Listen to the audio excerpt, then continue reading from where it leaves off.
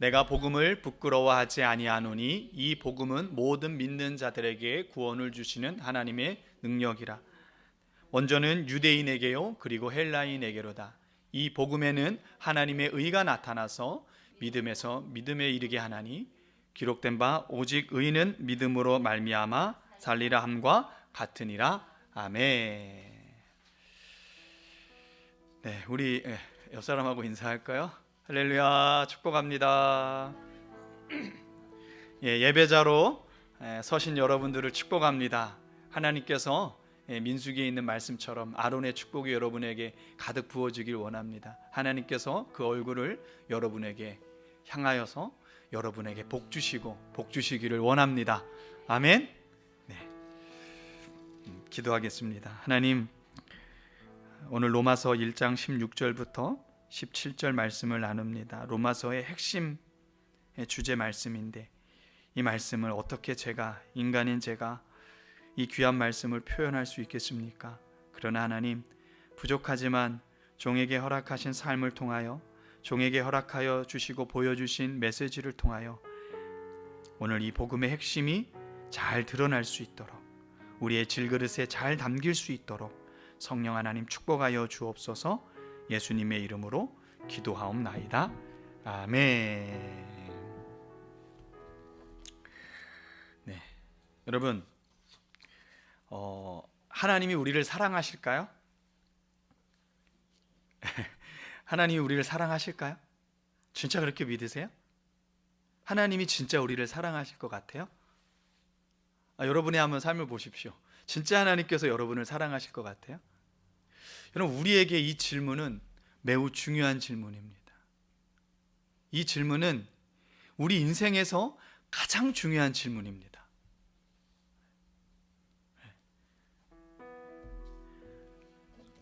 이 질문을 잃어버리면 안 됩니다. 여러분, 평생에 하나님이 나를 사랑하신다는 이 너무나도 분명하고 확실한 이 메시지를 여러분 한순간도 잃어버려서는 안 됩니다. 때로는 살다 보면 여러 가지 어려움 속에 들어가죠. 그러다 보면 우리가 잠시 잃어버릴 때 있어요. 그렇지만 그럼에도 불구하고 여러분 머릿속에 기억해야 되는 것, 하나님은 나를 사랑하신다는 것. 하나님이 날 참 사랑하시네. 하나님이 날 참 사랑하시네. 하나님이 날 참 사랑하시네. 하나님이 날 참 사랑하시네. 세월에 묻혀 또 현실에 갇혀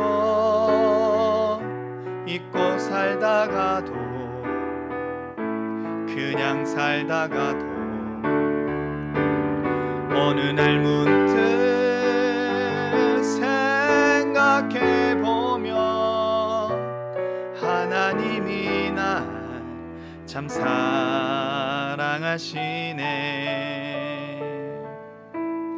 하나님이 날 참 사랑하시네. 하나님이 날 참 사랑하시네. 하나님이 날 참 사랑하시네. 하나님이 날 참 사랑하시네. 세월에 묻혀 또 현실에 갇혀 잊고 살다가도, 그냥 살다가도 어느 날 문득 생각해보면 하나님이 날 참 사랑하시네. 하나님이 날 참 사랑하시네. 하나님이 날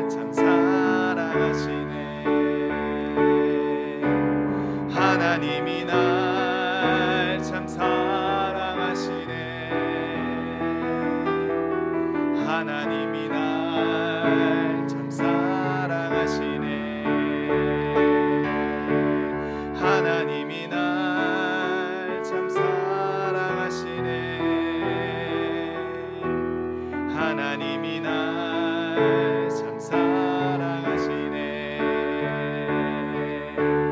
하나님이 날 참 사랑하시네. 하나님이 날 참 사랑하시네. 이스라엘 역사에 보면 하나님은 사랑이시다, 나는 너희를 사랑한다, 인간을 만드시고 그 인간을 향해서 보시기에 심히 좋았더라. 온 세상의 피조물 중에 유일하게 우리 인간은 하나님의 형상, 당신의 모양대로 창조하시고 모든 피조물을 향하여 좋았더라. 그런데 우리 인간들을 향해서 하나님 보시기에 심히 좋았더라. 그 이야기는 내가 너무 사랑한다는 거예요. 여러분, 저희의 자녀들이 저희 부모의 DNA를 갖고 태어나잖아요. 그러니까 손도 비슷하고 어떤 때 보면 이렇게 참 DNA라는 게 무섭잖아요. 그렇죠? 보면서 너무 사랑스럽잖아요. 하나님이 우리를 바라볼 때 그런 거예요. 너무나 사랑스러운 거죠. 이스라엘 역사 가운데 이스라엘을 찾아오신 하나님께서 계속해서 그들에게 사랑을 고백하셨어요. 그들이 하나님의 사랑을 의심하고 이방신을 쫓거나 우상을 숭배할 때도 하나님은 그들에게 선지자를 보내셨어요. 여러분, 자녀들이 잘못된 길로 가면 부모가 아이고 잘하네 이것이 사랑은 아니잖아요. 분명한 메시지를 주고 그거에 대한 경고를 해서 다시 온전한 길로 돌아오게 하는 것, 그것이 하나님의 사랑, 부모의 사랑입니다. 그것처럼 하나님께서는 하나님이 사랑하시는 이스라엘 백성들이 우상을 섬기고 이방 신전에서 제사를 드리고 하나님의 말씀 가운데 살지 못할 때마다 하나님께서 그의 종 선지자들을 보내셨고 그 선지자들을 통해서 그리스도의 사랑, 하나님의 사랑을 증거했습니다. 선지자들을 통해서 그들이 심판받기 전에 선지자들을 통해서 그들을 경고하는 그 자체가 하나님의 사랑이라는 것이죠. 그럼에도 불구하고 그들은 하나님의 사랑을 버리고 이방신을 섬기게 됩니다. 그래서 그들은 바벨론으로 팔려가게 됩니다. 바벨론 포로 가운데서도 하나님께서는 그들을 마치 인큐베이터에 연약한 아이를 담아놓고 그곳에서 키운 것처럼 하나님은 그들을 작은 포켓에 넣어서 그곳에서 하나님의 날개로 덮으셔서 그들을 그곳에서 망하지 않도록 그들을 지켜주셨어요. 그리고 하나님의 때가 되어서 이 인큐베이터에서 자라난 이 아이를 다시 예루살렘에 돌아오게 하셨어요. 수룹바벨과 에스더와 느헤미야가 다시 성전을 재건하고 성벽을 재건해서 이스라엘을 새로운 공동체로 만들었습니다. 그런데 시간이 흐르자 점점점 하나님의 사랑을 잃어버린 세대가 있었는데 그 세대가 바로 말라기, 구약의 마지막 선지서인 예언서인 말라기 시대입니다. 말라기 1장 2절에 보니까 이스라엘 백성들이 하나님을 향해서 이렇게 이야기하는 거예요. 하나님이 우리를 언제 사랑했습니까? 하나님이 우리를 사랑했는데도 우리가 이 모양 이 꼴로 살고 있습니까? 아직도 나라를 되찾지 못하고 수많은 열방 등에 의해서 전쟁에 의해서 남편들이 다 죽어져 가고 남자들이 없고 고아와 가부들로 가득 찬 이 나라, 이 땅, 이 모양 이 꼴이 하나님이 우리를 사랑한다는 모습입니까? 하나님을 원망하고 하나님을 불평하기 시작하는 것이죠. 여러분, 하나님에 대한 원망, 하나님에 대한 불평이 일어나면 가장 심각한 문제가 발생하는데 이 문제는 예배가 똥이 되는 거예요. 말라기 선지자는 뭐라고 이야기하냐면 너희의 예물이 똥이다. 너희의 예배가 똥이다.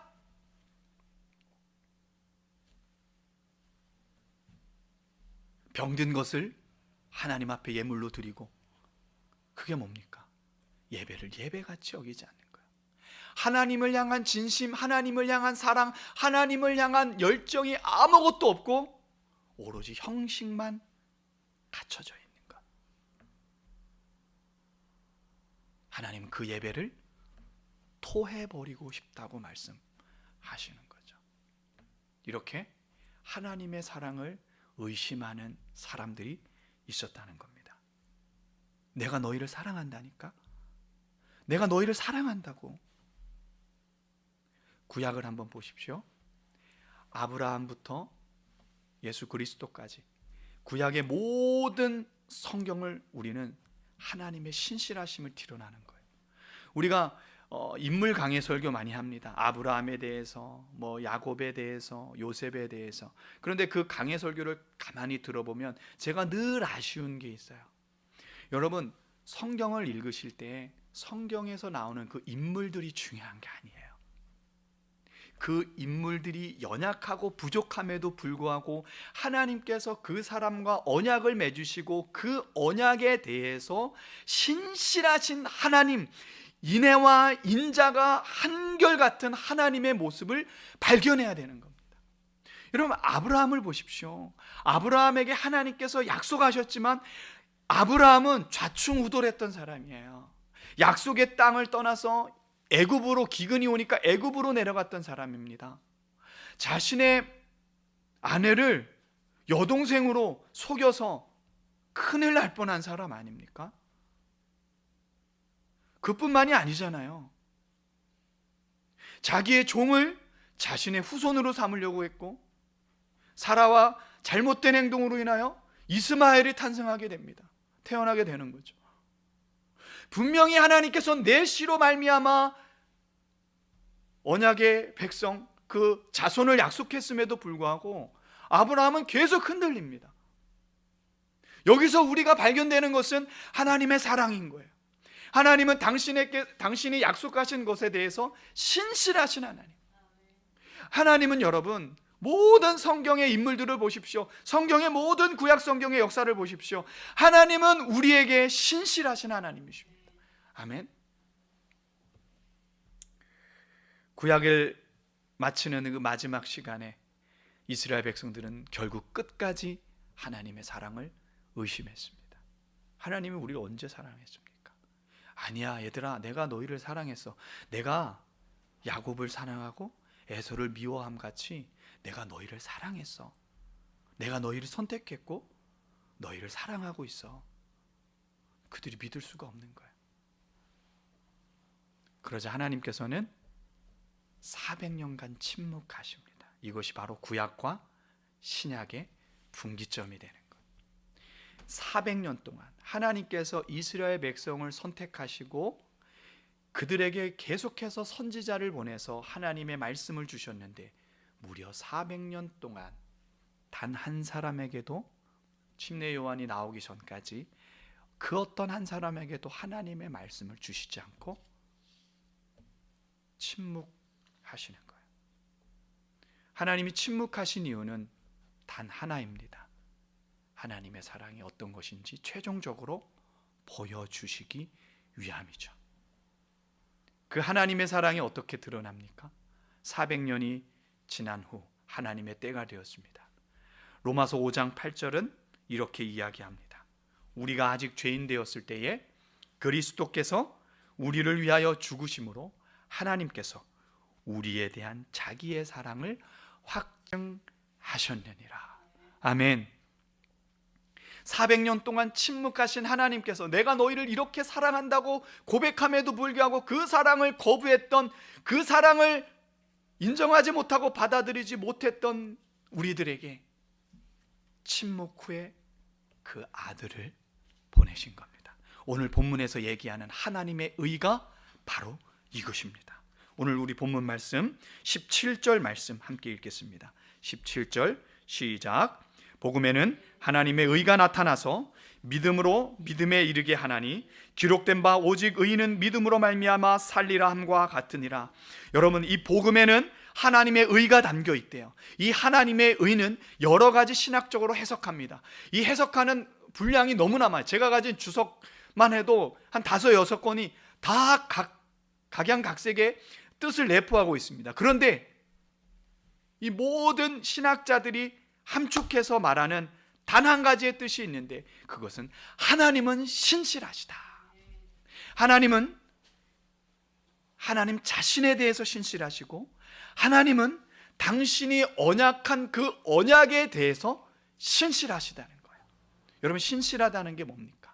성실하다는 거예요. 그것을 끝까지 이루신다는 겁니다. 그리고 그 하나님의 의가 어디에서 완성되는가? 우리가 로마서 1장 1절부터 7절까지 첫 시간에 배웠습니다. 성결의 영으로는, 우리 한번 읽어볼까요? 자, 2절부터 읽겠습니다. 2절부터 시작. 이 복음은 하나님이 선지자들을 통하여 그의 아들에 관하여 성경에 미리 약속하신 것이라. 그의 아들에 관하여 말하면 육신으로는 다윗의 혈통에서 나셨고 성결의 영으로는 죽은 자들 가운데서 부활하사 능력으로 하나님의 아들로 선포되셨으니 곧 우리 주 예수 그리스도시니라. 아멘. 이 하나님의 의, 하나님의 신실함, 하나님의 사랑이 어떻게 우리 가운데서 완성되었느냐? 바로 예수 그리스도가 바로 하나님의 의라는 겁니다. 하나님의 의의 완성은 바로 예수 그리스도라는 겁니다. 그 예수 그리스도가 왜 하나님의 의인가? 왜 이것으로 우리가 구원받는가? 하나님께서 약속하셨어요, 구약에. 그리고 그가 이 땅에 인카네이션, 나타나셨어요. 이 땅에 오셨어요. 성육신하셨습니다. 인간의 모양으로. 그리고 사람들은 그를 죽였습니다. 예수님 입장에서는 우리의 인간의 모든 죄를 본인이 대속하시고 그 죄의 값으로 십자가에서 죽으신 거예요. 이것이 끝이 아닙니다. 죽으실 뿐 아니라 다시 3일 만에 부활하셨어요. 그래서 산자와 죽은 자, 모든 예수 그리스도를 믿는 자에게 살아있는 소망이 되신 거예요. 그래서 우리도 예수 그리스도를 믿음으로 말미암아 우리는 영원한 생명은 없는 것입니다. 그뿐만이 아니라 부활하심으로 말미암아 이 온 세상의 심판의 하나님이 되신 거예요. 아멘. 이 예수 그리스도의 복음이 하나님의 의라는 것입니다. 그래서 이 복음에는 17절에 보니까 이 복음에는 하나님의 의가 나타났다라고 이야기하는데, 이 하나님의 의가 바로 이 복음에 있는 메시지인 거예요. 예수님의 십자가와 부활과 만왕의 왕 되심, 이것이 바로 하나님의 의, 완벽한 하나님의 의인 것입니다. 이것을 우리가 믿음으로 받아들일 때, 믿음으로 우리가 이것을 받아들일 때 그 하나님의 의가 우리에게 입혀지는 거예요. 그래서 에베소서에서는 뭐라고 이야기하냐면 우리가 그리스도로 옷 입었다라고 말하는 것입니다. 우리가 그리스도로 옷 입음으로 말미암아 이제 하나님께서 우리를 있는 모습 그대로 보지 않는다는 거예요. 하나님께서 우리를 바라보실 때 예수 그리스도의 십자가를 통해서 보시는 거예요. 그러면 우리 인간은 죄인이잖아요. 죄인이기 때문에 죄의 삭은 사망입니다. 그래서 죄가 있기 때문에 하나님이 우리를 직면하면 우리는 죽을 수밖에 없는 거예요. 그런데 하나님께서 예수 그리스도의 십자가를 통해서 우리를 보시는 거죠. 출애굽기에서 어둠의 죽음의 그림자가 드리울 때에 양의 피를 보고 패소 넘어갔잖아요. 유월하셨다고, 유월절. 그래서 유월절이잖아요. 이게 바로 예수 그리스도를 말하는 거 아닙니까? 그래서 예수 그리스도를 믿음으로 고백하는 모든 사람들에게 이제 하나님께서 우리의 죄를 묻지 않으시는 거예요. 그 죄를 뛰어넘어서 생명의 복음이 우리 가운데 역사하는 줄 믿으시기 바랍니다. 아멘. 이것이 바로 하나님의 사랑이에요. 완벽한 하나님의 사랑. 오늘 성경에서는 하나님의 의라고 말하는 것입니다. 그렇다면 이 하나님의 의에는 두 가지가 나타납니다. 하나님의 이 의, 이 복음에 하나님의 의가 들어가 있는데, 이 복음이 하나님의 의인데 이 하나님의 의는 두 가지 형태로 드러나게 됩니다. 나타나게 됩니다. 그것은 하나님의 심판과 하나님의 구원인 것입니다. 하나님은 우리의 구원에 대해서 신실하시고, 그리고 그럼에도 불구하고 예수 그리스도 당신의 아들까지 보내주셨음에도 불구하고 여전히 믿지 않는 사람들에 대해서도 신실하신데, 그 신실하심, 그 하나님의 의는 심판인 거예요. 그래서 하나님의 이 의 안에는 하나님의 구원과 하나님의 심판이 공존하는 것입니다. 그래서 이 하나님의 신실하심 앞에 우리가 어떻게 반응해야 되느냐? 믿어야 되는 겁니다. 무엇을 믿습니까? 믿는다는 게 무엇입니까? 먼저 이 믿음이라는 단어 안에 깔려 있는 것이 있습니다. 여러분, 만약에 여러분이 오늘 들은 메시지를 통해서 예수님을 믿게 된다면 가장 먼저 일어나는 반응이 뭘까요? 회개입니다. 내가 그동안 하나님의 사랑을 의심했던 것, 하나님의 살아계심을 의심했던 것, 예수 그리스도를 믿지 않았던 이 죄를 회개하게 된다는 거예요. 사도행전 2장에 사도 베드로가 예수 그리스도의 복음을 전했습니다. 이 예수를 너희가 십자가에 못 박았느니라. 그러나 그는 죽은 자들 가운데서 있지 아니하시고 다시 부활하사 하나님의 영광에 이르렀다 선포하자, 그 메시지를 듣고 있는 사람들의 반응이 무엇입니까?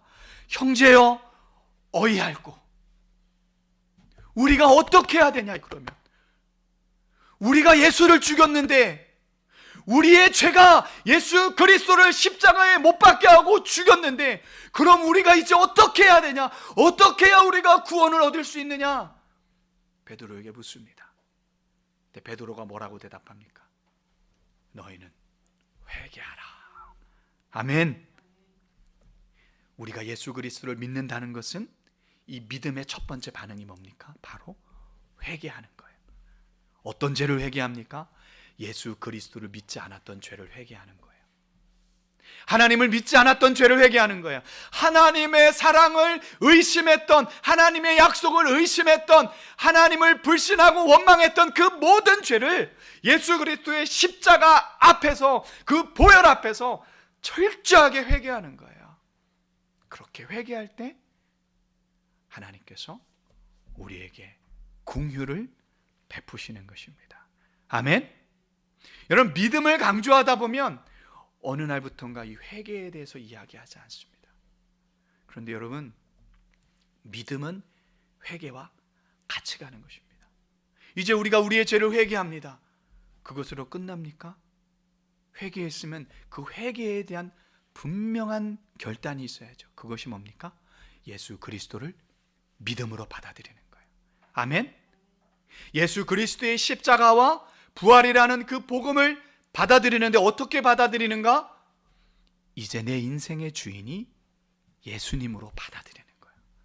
그래서 여러분, 이제 여러분의 인생의 주인이 누굽니까? 예수님이신 거예요. 아멘. 우리가 이 믿음을 고백할 때, 우리가 예수님을 내 삶의 주인으로 영접할 때 성령께서 우리에게 오십니다.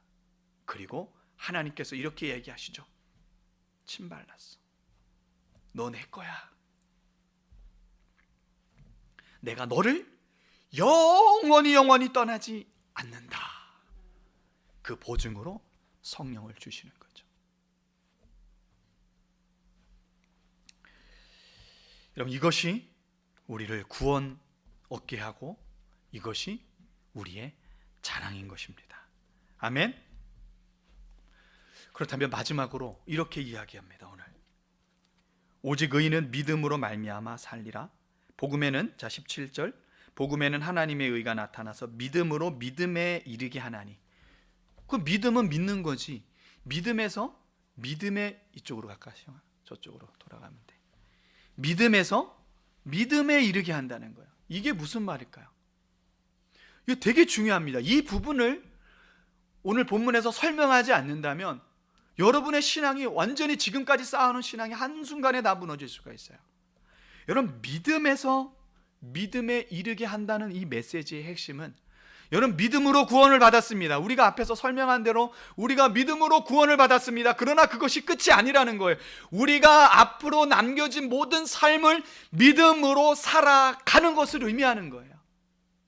그러니까 여러분, 이것입니다. 믿음으로 구원받고 행위로 사는 것이 아니라 믿음으로 구원받고 우리의 삶을 여전히 믿음으로 살아가는 것, 그것을 의미하는 거예요. 여러분이 어떻게 성화의 삶을 살 수 있습니까? 여러분의 삶이 어떻게 변화될 수 있습니까? 믿음이에요, 믿음. 여러분, 그냥 우리가 예수 믿을 때 믿음이 끝이 아니에요. 이 믿음은 계속해서 우리의 삶 가운데 ing예요. 현재 진행형입니다. 계속해서 우리의 삶 가운데 믿음이 일어나고 그 믿음으로 하나님을 바라보며 내 안에 계신 성령님과 동행하는 것입니다. 그것이 진짜 로마서에서 가르치는 믿음입니다. 오늘 이 믿음이 여러분에게 있기를 소망합니다. 그래서 바울은 이 복음을 부끄러워하지 않았다는 거예요. 부끄러워하지 않았다는 얘기는 이 복음을 자랑했다는 거예요. 너무나 단순한 복음이지만 이것이 우리를 구원하는 유일한 방법이라는 것이죠. 고린도 전서 1장 18절에 십자가의 도가 멸망하는 자들에게는 미련한 것이요 구원함을 얻는 우리에게는 하나님의 능력이라. 아멘. 이것이 하나님의 능력이라는 겁니다. 십자가가 하나님의 능력이에요. 부활이 하나님의 능력입니다. 복음이 하나님의 능력이에요. 이 복음 외에는 그 어느 누구도 다른 방법으로 구원 얻을 수 있는 방법이 이 세상에 없다는 것입니다. 여러분, 이 복음 앞에 나오시길 바랍니다. 이 복음으로 믿음에서 믿음에 이르는 삶을 살아가는 저와 여러분이 되었으면 좋겠습니다. 아멘. 마지막 간증으로 말씀을 마무리하겠습니다. 저는 예수님을 믿지 않는 가정에서 태어났습니다. 불교 집안에서 태어나서 어려서부터 철저히 제사를 지냈고 절에 가서 불공도 드리고 그러던 삶을 살다가 청년 시절에 군대에서 하나님을 만나게 됩니다. 하나님을 만나고 나니까, 예수님을 만나고 나니까 너무나 좋았어요. 그렇게 살다가 하나님께서 저를 목회자로 부르셔서 모든 직업 군인이었는데 모든 걸 포기하고 하나님 앞에 나왔습니다. 하나님 앞에 나왔는데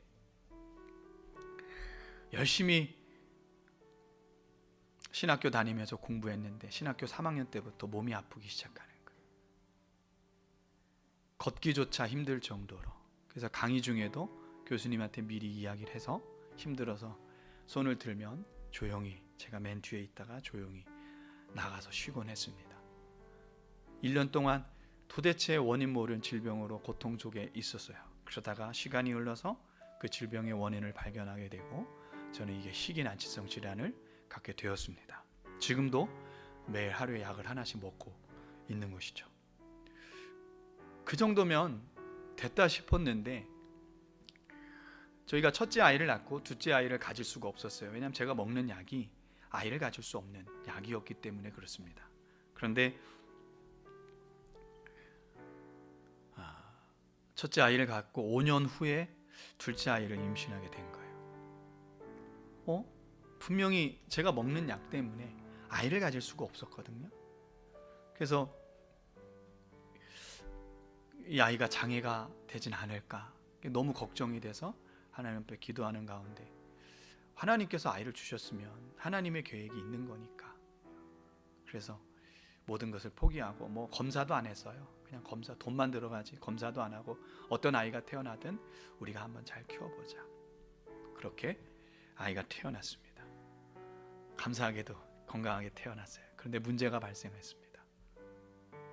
소아천식이 있고 장이 탈장되는 그런 아이가 태어난 거예요. 아내는 매일 잠을 못 자며 레귤레이저를 계속 기관차 확장제를 뿌려주고 거의 뭐 하루에 몇 시간 못 자고 매일 그런 어려운 시간을 보냈습니다. 저 아픈 것도 힘든데 이 자식이 아프니까 참 하나님 원망 안 할 수가 없더라. 하나님, 내가 아픈 것도 힘든데 왜 이렇게까지 꼭 하셔야 되냐고 제가 하나님 원망하고 불평했습니다. 그러던 어느 날 심각한 상황이 발생했어요. 이 아이의 장이 이 탈장이 됐는데 그 시간이 이게 장과 고환 사이가 닦이는 기간인 거예요. 예, 발달하면서. 근데 이게 닦이면 이게 썩어버립니다. 끊어지니까. 그러면 심각해지는 거예요. 병원에 갔는데 그것을 수술할 수 있는 사람이 딱 한 사람 있는데 그 사람이 학회 때문에 서울에 간 거예요. 그래서 대전에서 수술을 할 수가 없었어요. 근데 이 소식을 듣고 새벽 2시쯤에 그 의사분이 내려오셨어요. 내려오셔서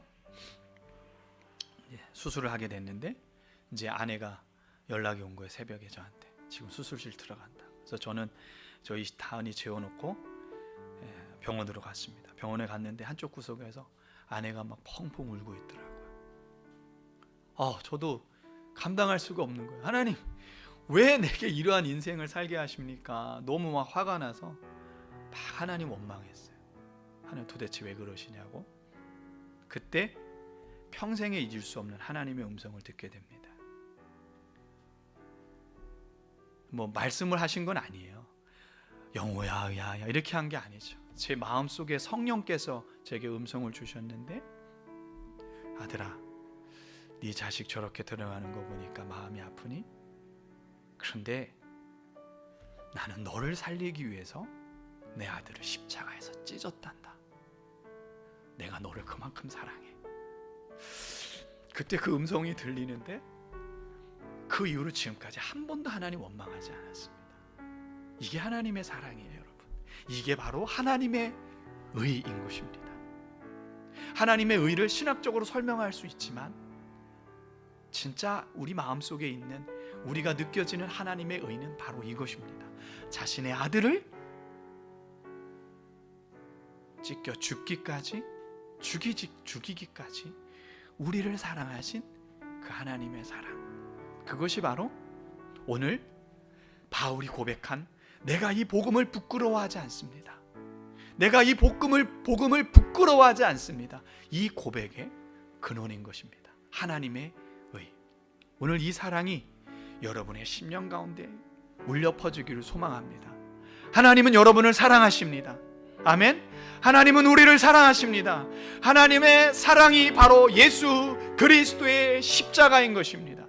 여러분, 때로 여러분의 인생 가운데 믿음이 흔들리고 어려울 때마다 여러분 십자가를 바라보십시오. 그 십자가는 하나님이 우리를 사랑하신 증거, 하나님이 우리를 사랑하신 증명하신 그 이야기가 그 속에 담겨 있는 것입니다. 예수님의 십자가는 하나님의 신실하심을 최종적으로 증명하신 곳입니다. 오늘 이 시간 우리 함께 찬양하기를 원합니다.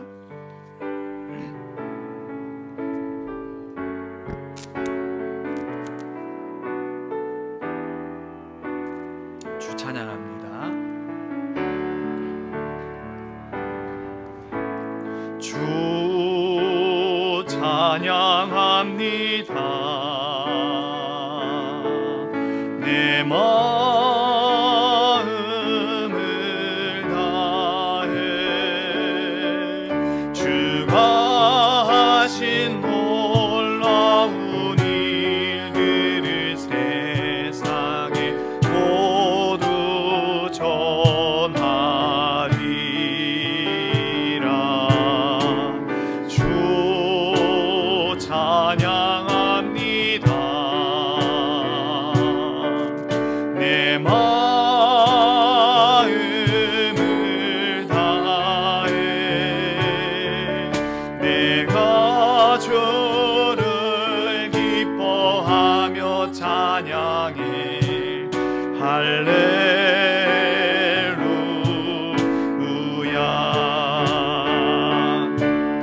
지극히 높으신 이름 찬양해.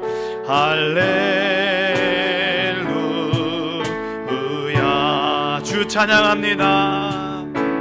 주 찬양합니다. 내 마음을 다해 주가 하신 놀라운 일들을